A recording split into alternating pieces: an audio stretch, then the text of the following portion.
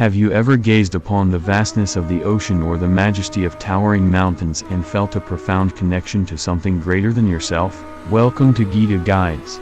Today, we embark on an exploration of Chapter 10 of the Bhagavad Gita, a chapter that unveils the infinite manifestations of the divine, encouraging us to recognize the sacred in every facet of the universe. In this chapter, Lord Krishna reveals to Arjuna the myriad ways in which the divine permeates existence. He declares, "I am the source of all, from me, everything evolves." This profound statement invites us to perceive the world not as a collection of disparate entities but as a unified expression of the divine essence. Krishna elucidates that he is the beginning, middle, and end of all beings. He embodies the essence of creation, sustenance, and dissolution.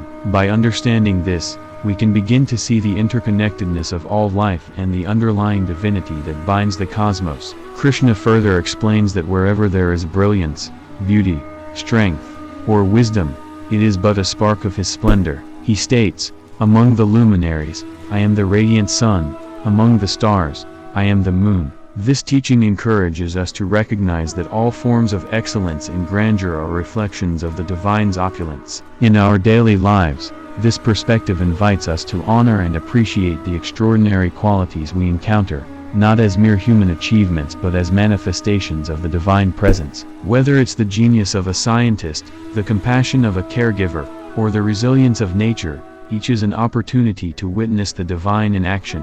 Krishna emphasizes that those who truly understand his manifold manifestations are endowed with unwavering devotion. He assures Arjuna that to such devotees, he grants the wisdom by which they can attain him. This highlights the symbiotic relationship between knowledge and devotion.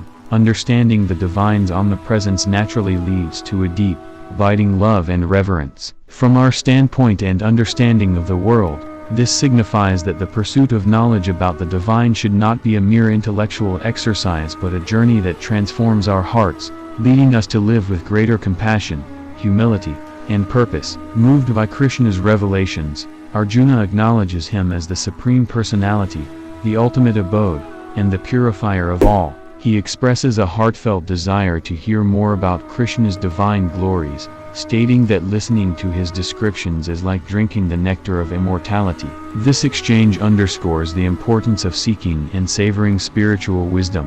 Just as Arjuna yearns to know more, we too can cultivate an insatiable appetite for understanding the divine, allowing this knowledge to nourish and elevate our souls. Chapter 10 encourages us to develop a perspective that recognizes the divine in every facet of existence. Embracing this practice can revolutionize our interactions and experiences, nurturing a profound sense of unity and sacredness even in the ordinary. Here are some ways to integrate this teaching. Mindful observation. Set aside moments during your day to marvel at the beauty and complexity of the world surrounding you. Acknowledge that every element, from the tiniest flower to the expansive sky, is a reflection of the divine. Recognizing excellence. When you come across excellence, whether in art, science, or human behavior, take a moment to honor the divine origin of these remarkable qualities. This acknowledgement can enrich your appreciation and motivate you to nurture your own unique gifts. Devotional practices.